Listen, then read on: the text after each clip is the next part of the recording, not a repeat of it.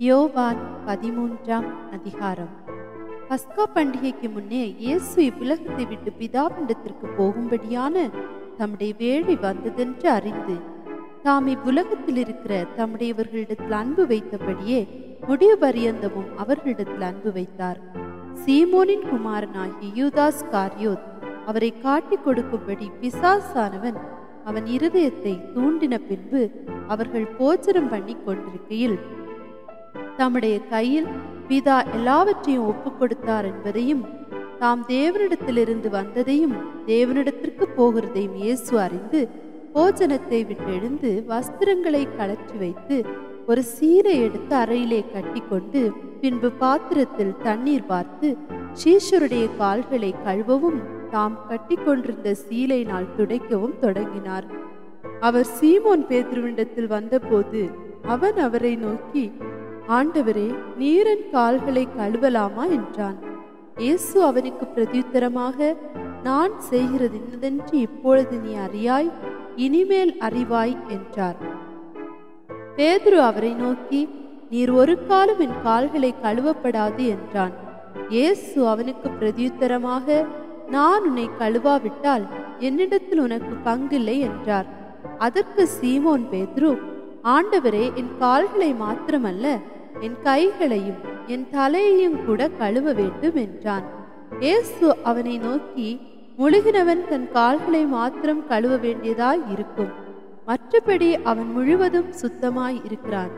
நீங்களும் சுத்தமாய் இருக்கிறீர்கள், ஆகிலும் எல்லாரும் அல்ல என்றார்.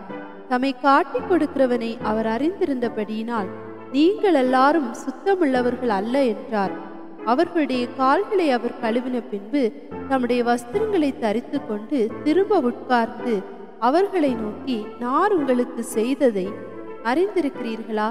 நீங்கள் என்னை போதகர் என்றும் ஆண்டவர் என்றும் சொல்லுகிறீர்கள். நீங்கள் சொல்லுகிறது சரியே, நான் அவர்தான். ஆண்டவரும் போதகரும் ஆகிய நானே உங்கள் கால்களை கழுவினதுண்டானால் நீங்களும் ஒருவருடைய கால்களை ஒருவர் கழுவ கடவீர்கள். நான் உங்களுக்கு செய்தது போல நீங்களும் செய்யும்படி உங்களுக்கு மாதிரியை காண்பித்தேன். மெய்யாகவே மெய்யாகவே நான் உங்களுக்கு சொல்லுகிறேன், ஊழியக்காரன் தன் எஜமானிலும் பெரியவன் அல்ல, அனுப்பப்பட்டவன் தன்னை அனுப்பினவரிலும் பெரியவன் அல்ல.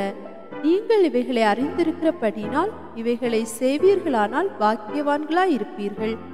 உங்கள் எல்லாரையும் குறித்து நான் பேசவில்லை, நான் தெரிந்து கொண்டவர்களை அறிவேன். ஆகிலும் வேத வாக்கியம் நிறைவேறத்தக்கதாக என்னுடனே அப்பம் புசிக்கிறவன் என்மேல் தன் குதிகாலை தூக்கினான். அது நடக்கும் போது நானே அவரென்று நீங்கள் விசுவாசிக்கும் பொருட்டு இப்பொழுது அது நடப்பதற்கு முன்னமே அதை உங்களுக்கு சொல்லுகிறேன். நான் அனுப்புகிறவனை ஏற்றுக்கொள்கிறவன் என்னை ஏற்றுக்கொள்கிறான், என்னை ஏற்றுக்கொள்கிறவன் என்னை அனுப்பினவரை ஏற்றுக்கொள்கிறான் என்று மெய்யாகவே மெய்யாகவே உங்களுக்கு சொல்லுகிறேன் என்றார்.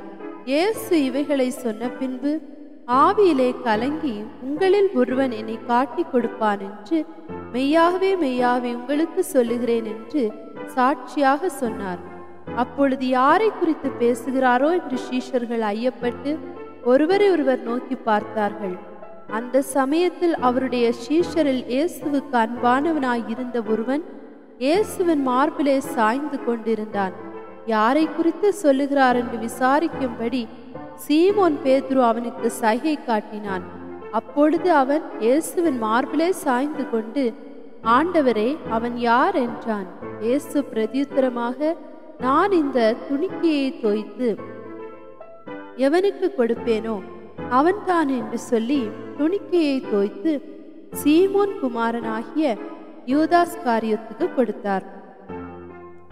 அந்த துணிக்கையை அவன் வாங்கின பின்பு சாத்தான் அவனுக்குள் புகுந்தான். அப்பொழுது இயேசு அவனை நோக்கி, நீ செய்கிறதை சீக்கிரமாய் செய் என்றார். அவர் இப்படி அவனுடனே சொன்னதின் கருத்தை பந்தி இருந்தவர்களில் ஒருவனும் அறியவில்லை. யூதாஸ் பணப்பையை வைத்துக் கொண்டிருந்தபடியினால் அவன் போய் பண்டிகைக்கு தேவையானவைகளை கொள்ளும்படிக்காவது தரித்திரருக்கு ஏதாவது கொடுக்கும்படிக்காவது இயேசு அவனுடனே சொல்லியிருப்பார் என்று சிலர் நினைத்தார்கள். அவன் அந்த துணிக்கையை வாங்கினவுடனே புறப்பட்டு போனான். அப்பொழுது ராக்காலமாயிருந்தது. அவன் புறப்பட்டு போன பின்பு இயேசு, இப்பொழுது மனுஷகுமாரன் மகிமைப்படுகிறார், தேவனும் அவரில் மகிமைப்படுகிறார். தேவன் அவரில் மகிமைப்பட்டிருந்தால் தேவன் அவரை தம்மில் மகிமைப்படுத்துவார், சீக்கிரமாய் அவரை மகிமைப்படுத்துவார். பிள்ளைகளே, இன்னும் கொஞ்ச காலம் நான் உங்களுடனே கூட இருப்பேன். நீங்கள் என்னை தேடுவீர்கள், ஆனாலும் நான் போகிற இடத்துக்கு நீங்கள் வரக்கூடாதென்று நான் யூதரோடே சொன்னது போல இப்பொழுது உங்களோடும் சொல்லுகிறேன். நீங்கள் ஒருவரிலொருவர் அன்பாயிருங்கள். நான் உங்களில் அன்பாயிருந்தது போல நீங்களும் ஒருவரிலொருவர் அன்பாயிருங்கள் என்கிற புதிதான கட்டளையை உங்களுக்கு கொடுக்கிறேன். நீங்கள் ஒருவரிலொருவர் அன்புள்ளவர்களாயிருங்கள், அதனால் நீங்கள் என்னுடைய சீஷர்கள் என்று எல்லாரும் அறிந்து கொள்வார்கள் என்றார். சீமோன் பேதுரு அவரை நோக்கி, ஆண்டவரே, நீர் எங்கே போகிறீர் என்றான். இயேசு அவனுக்கு பிரதியுத்தரமாக, நான் போகிற இடத்துக்கு இப்பொழுது நீ என் பின்னே வரக்கூடாது, பிற்பாடு என் பின்னே வருவாய் என்றார். பேதுரு அவரை நோக்கி, ஆண்டவரே, நான் இப்பொழுது உமக்கு பின்னே ஏன் வரக்கூடாது? உமக்காக என் ஜீவனையும் கொடுப்பேன் என்றான். இயேசு அவனுக்கு பிரதியுத்தரமாக, எனக்காக உன் ஜீவனை கொடுப்பாயோ? சேவல் கூவுகிறதற்கு முன்னே நீ என்னை 3 தரம் மறுதலிப்பாய் என்று மெய்யாகவே மெய்யாவே உனக்கு சொல்லுகிறேன் என்றார். யோவான் 14ஆம் அதிகாரம். உங்கள் இருதயம் கலங்காதிருப்பதாக. தேவனிடத்தில் விசுவாசமாய் இருங்கள், என்னிடத்திலும் விசுவாசமாய் இருங்கள். என் பிதாவின் வீட்டில் அநேக வாசஸ்தலங்கள் உண்டு. அப்படி இல்லாதிருந்தால் நான் உங்களுக்கு சொல்லியிருப்பேன். ஒரு ஸ்தலத்தை உங்களுக்காக ஆயத்தம் பண்ண போகிறேன். நான் போய் உங்களுக்காக ஸ்தலத்தை ஆயத்தம் பண்ணின பின்பு நான் இருக்கிற இடத்திலே நீங்களும் இருக்கும்படி நான் மறுபடியும் வந்து உங்களை என்னிடத்தில் சேர்த்து கொள்வேன். நான் போகிற இடத்தை அறிந்திருக்கிறீர்கள், வழியையும் அறிந்திருக்கிறீர்கள் என்றார். தோமா அவரை நோக்கி, ஆண்டவரே, நீர் போகிற இடத்தை அறியோமே, வழியை நாங்கள் எப்படி அறிவோம் என்றான். அதற்கு இயேசு, நானே வழியும் சத்தியமும் ஜீவனுமாயிருக்கிறேன். என்னாலே அல்லாமல் ஒருவனும் பிதாவினிடத்தில் வரான். என்னை அறிந்தீர்களானால் என் பிதாவையும் அறிந்திருப்பீர்கள். இது முதல் நீங்கள் அவரை அறிந்தும் அவரை கண்டும் இருக்கிறீர்கள் என்றார். பிலிப் அவரை நோக்கி, ஆண்டவரே, பிதாவை எங்களுக்கு காண்பியும், அது எங்களுக்கு போதும் என்றான். அதற்கு இயேசு, பிலிப்புவே, இவ்வளவு காலம் நான் உங்களுடனே கூட இருந்தும் நீ என்னை அறியவில்லையா?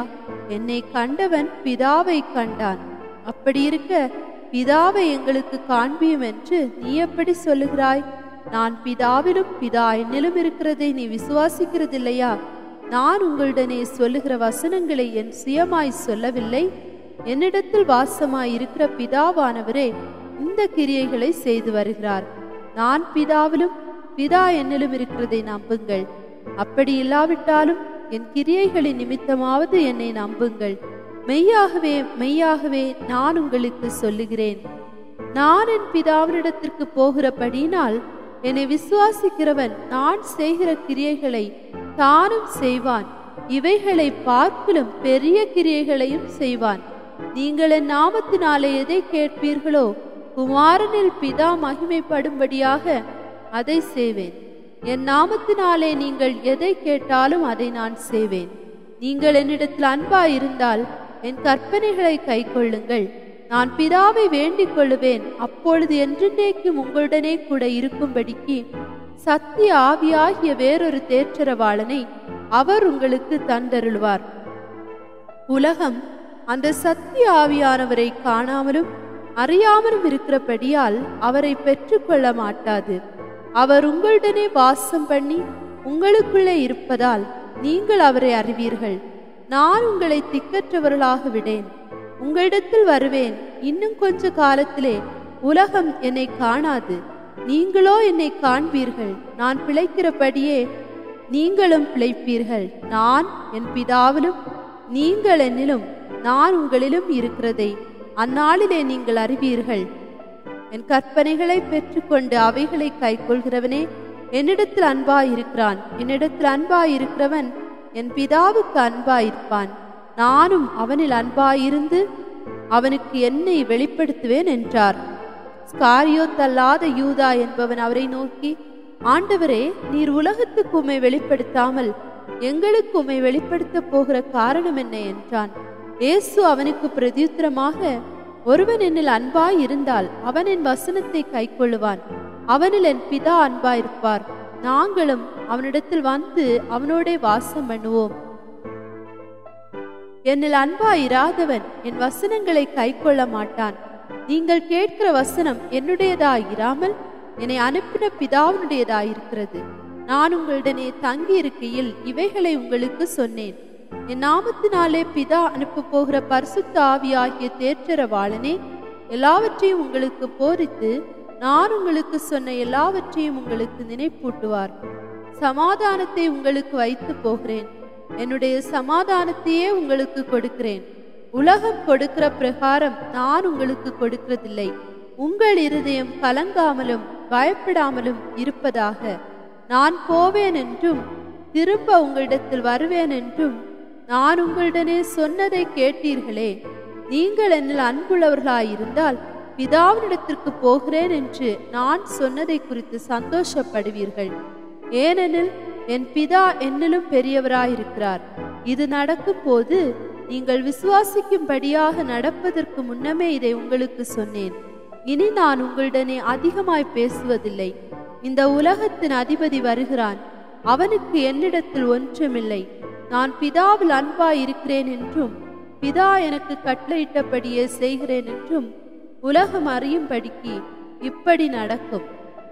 எழுந்திருங்கள், இவ்விடம் விட்டு போவோம் பாருங்கள் என்றார்.